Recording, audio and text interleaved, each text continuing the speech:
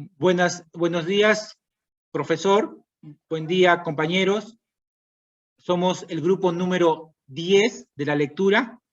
Los participantes alumnos somos Pacheco Cabezas Jorge Lía, quien les habla, la compañera Sandoval Rojas Joana y el compañero Vela Makino Hiroshi. Vamos a hablar acerca de arte, ciencia y medicina en el Renacimiento. Y con Leonardo da Vinci y Andrés Vesalio como sus máximos representantes. Siguiente, por favor. La síntesis del pensamiento de una época, en este caso del Renacimiento, va a vincular historia, arte y ciencia.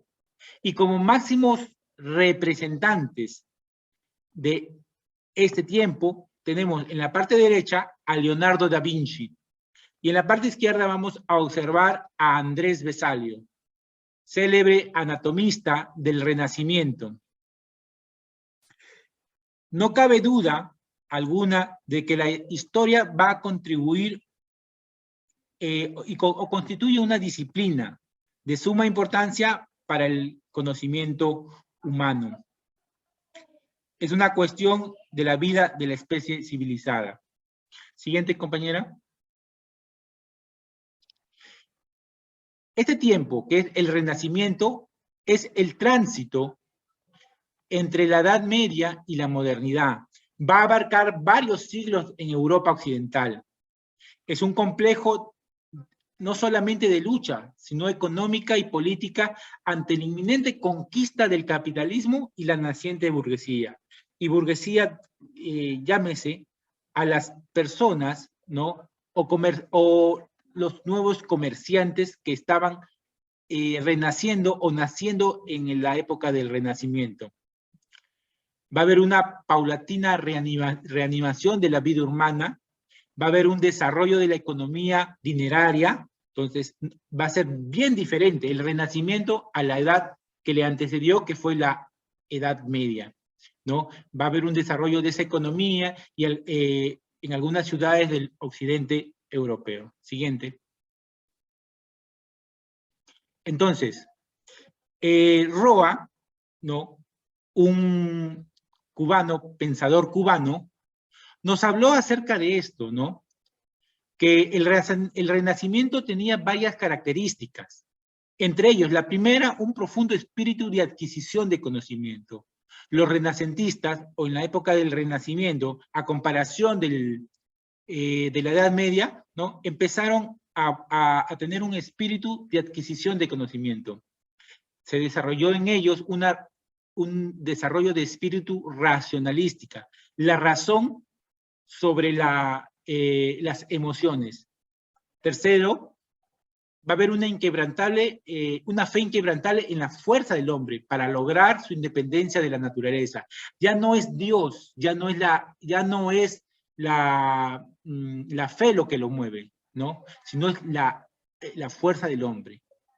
Es importante tener en cuenta que hay una utilidad absoluta en la razón, la utilidad absoluta de la razón y la ciencia frente a la escolástica y la teología de la Edad Media que lo antecedió.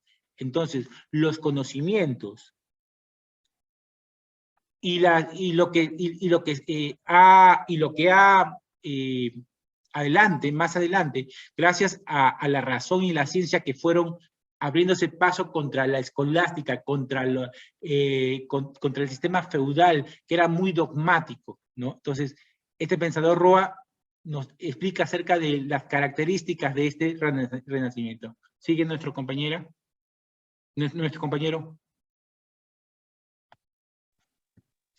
Bien, siguiendo con la exposición, vemos de que en la lectura también hablan sobre el tema del humanismo, ¿no?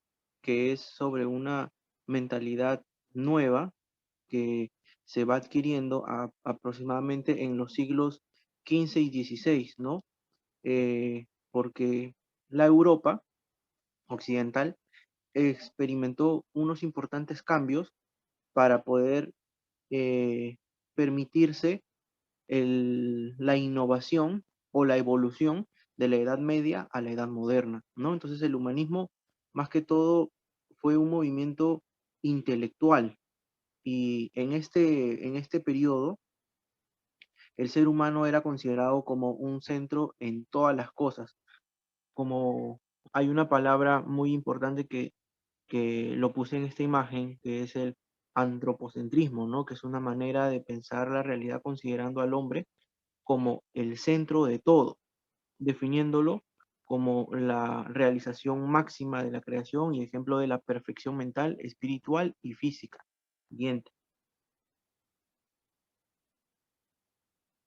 Bien, entonces los humanistas imitaron el estilo y el pensamiento grecolatinos de dos formas muy diferentes.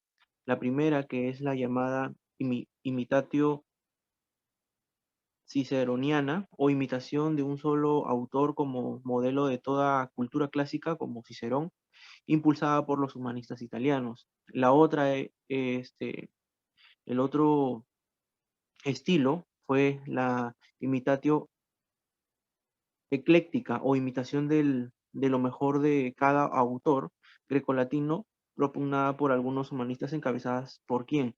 Por Erasmo de Rotterdam. Siguiente. ¿No? Entonces, los factores que favorecieron al humanismo, ¿cuáles fueron? Primero, la inmigración de grandes sabios griegos, debido a que el imperio bizantino estaba muy asediada por el tema de los turcos, y muchos de ellos buscaron el refugio hacia la Europa occidental. Específicamente y en especial fueron para la Italia, ¿no? Otra de los factores que favorecieron el humanismo fue la invención de la imprenta, que esta fue inventada o creada por Gutenberg, ¿no? Y de esto que permitió muchas de las personas pudieron difundir el tema de los libros o la imprenta de los libros. Si bien es cierto, en la antigua Asia ya existía la imprenta, pero lo que Gutenberg hizo era abarrotar o abaratar los costos con el tema de de la impresión de los libros y los libros puedan ser llevados o magnificados a toda la población. Otra de las acciones es la acción de los mecenas, ¿no? Que eran personas con mucho poder político, muchas influencias, muchas riquezas, que costeaban el tema de las impresiones de obras para el desarrollo del humanismo. También esto nos conlleva a nosotros hacia el área de medicina, ¿no? O sea, el humanismo también conlleva muchas grandes vertientes, ¿no? De las cuales la idea de este humanismo médico se encuentra ya expresada en el juramento y en otros libros, como por ejemplo la del Corpus Hipocrático en los últimos años, ¿no? Pero gran parte de los profesionales de la medicina han perdido la imagen humanista que los identificó durante milenios, por lo que hoy, si bien es cierto, es considerado como unos simples técnicos o ávidos de reconocimiento económico y profesional, ¿no? Adheridos al modelo racional, científico y divorciados de la sensibilidad humana. Con el desarrollo científico y tecnológico, hay manifestaciones más importantes que se dieron en en la primera de la mitad del siglo XX. Se produjo la socialización de la medicina, ¿no? Creando con esto una ruptura médico-paciente en cuanto al relacionamiento que no solo no solo fue un problema de la medicina, sino que englobó toda la sociedad del producto de la modernización. Es, ni bien es cierto también que durante los últimos años el humanismo en la medicina ha ganado una mayor atención. Muchos han llamado a un regreso al humanismo médico como una manera de responder a la transformación del sistema del cuidado de la salud, ¿no? Y un número muy importante de médicos se encuentra específicamente alarmados por lo que está ocurriendo en su práctica diaria, encontrándose situaciones tales como tecnología y falta de autonomía de los pacientes, solo para citar lo más frecuente, ¿no? Otro también de los ejemplos que nos conlleva a esta parte es la película Patch Adams, ¿no? No sé si ustedes pudieron visualizar esta película, que hay una parte en específico cuando ellos están pasando una ronda médica, todos se preocupan por la enfermedad, por el diagnóstico, por el tratamiento de la paciente, y solamente Patch Adams pregunta, ¿y cuál es el nombre de la paciente? ¿No? Entonces, muchas de las personas ni siquiera sabemos cómo tratar a la paciente con esa forma humanista, ¿no? Siguiente diapositiva, por favor.